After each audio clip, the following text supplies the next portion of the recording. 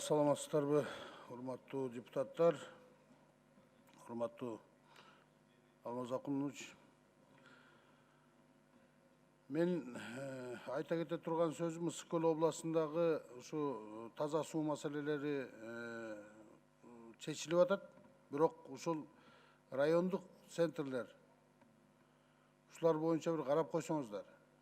Айылдарга куруп берип атабыз, бирок райондук центрлердеги таза суу боюнча көйгөйлөрдү мындай каралбай калып атат да, же шаарга кирбей атат, же айылга кирбей калып атат да. Ошон үчүн ушул боюнча да бир карап койсоңуздар. Экинчиси болсо Гострой.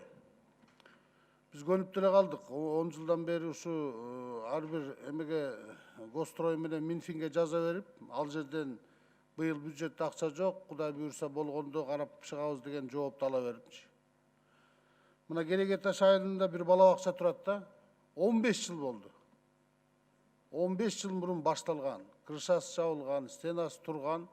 Ошо боюнча ушул бала бакчанын аягына да чыкпай эле жыл сайын жазылат, жыл сайын айтылат, кайра жооп келет, ошо боюнча эле турат да.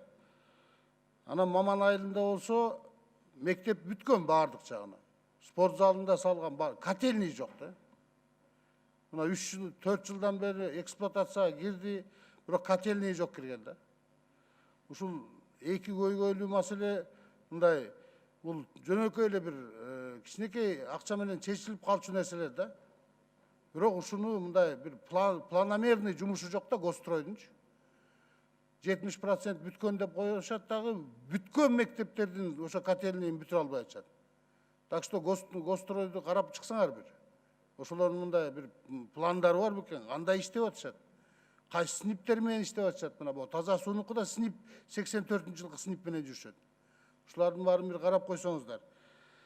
Анан эң бир көйгөйлүү маселе болуп атат. Мына Каракол шаарынын 150 жылдыгын майрамдагантабыз 20-сында. Ошол жерде көп коноктор барат. Ушул жерде 150 жылдык шаардын 150 жылдыгы болуп атат. Бирок анын ылдый жагында 1 миллион 800 куб очистной сооружениядан чыккан суу жатат. Механический деп коюп, ал механический да иштебей, бирок очистной сооружение болсо иш жүрүп атат азыр. Мына жакында эле акча бөлүнүп берди. Эми Кудай буйрса бүтөт го дейм. Бирок ошол 1 миллион 800 кубтун просачиваться этип акырын Жыргалаң суусуна куюлуп атат. Ошону МЧСке бир жакшылап түшүндүрүп айтсаңыз, Алмаз Акунжанович. Мына жакында эле барып көрүп келишти.